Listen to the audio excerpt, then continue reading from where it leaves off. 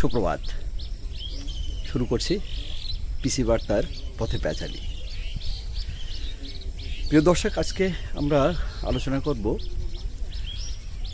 গত 48 ঘন্টায় সারা দেশে আলোচিত কিছু বিষয় নিয়ে। প্রধান উপদেষ্টা পদত্যাগ করতে চাইছেন। বিষয়টি এমনভাবে নাটকের মতো মঞ্চস্থ করা হয়েছিল যে প্রথমে অনেকেরই বুঝতে অসুবিধা হয়েছিল যে সত্যিই কি প্রধান উপদেষ্টা পদত্যাগ করতে চান, কেন। কিছু কিছু গণমাধ্যমে আমরা দেখলাম যে তিনি যে তথাকথিত ছাত্র আন্দোলনের নেতাদের উদ্দেশ্য করে বলছিল যে তোমরা এবার থামো, নইলে আমি কিন্তু পদত্যাগ করব। কেন এতদিন পরে এদের থামতে বলা হচ্ছে? থামতে বলার অনেক সময় কিন্তু পার হয়েছে।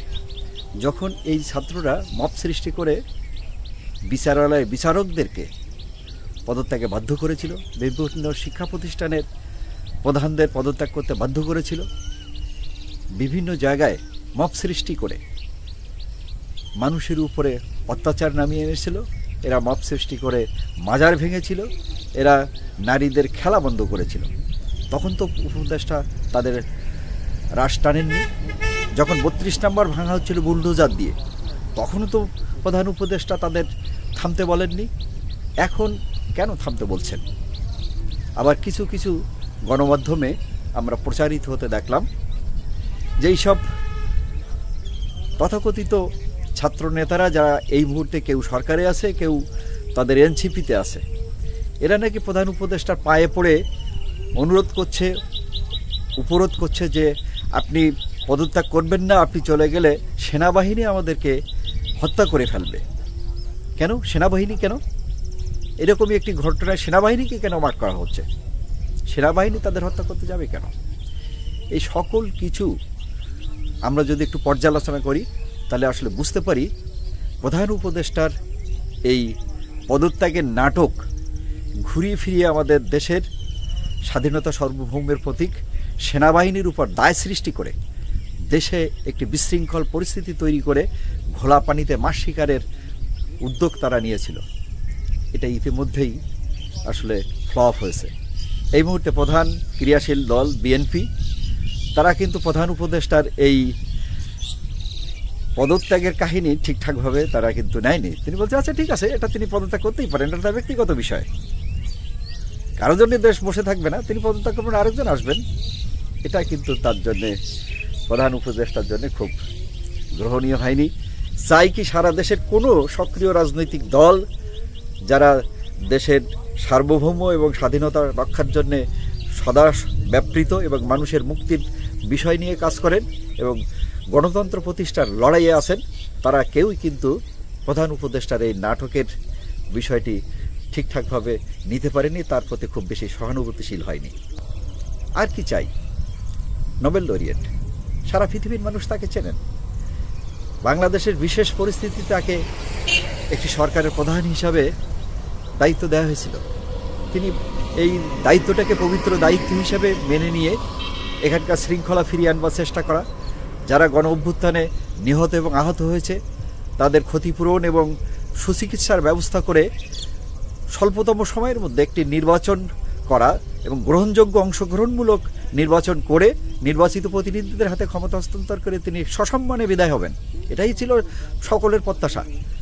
তাকে কেন দীর্ঘ সময় ক্ষমতায় থাকার যে প্রবণতা, এটা কেন আসবে? এই মানুষটির এত কিছু তো দরকার ছিল না।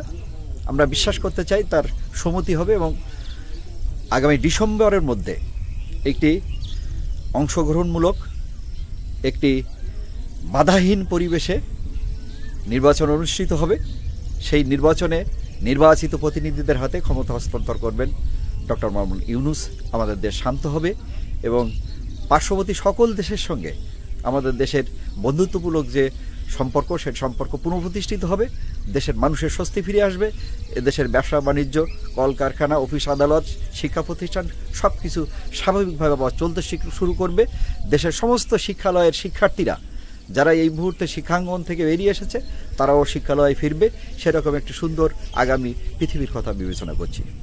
প্রিয় দর্শক, আজকের এই ভিডিওটি শেষ করবার আগে একটি দুঃখজনক ঘটনা আপনাদেরকে জানিয়ে আমরা শেষ করতে চাই। আপনারা জানেন, যশোরের অভয়নগরে দৌড় মশুয়ার ডাঙ্গি বলে একটি জায়গা, সেখানে ইউনিয়ন পর্যায়ের একজন বিএনপির নেতা তিনি নৃশংসভাবে খুন হয়েছেন।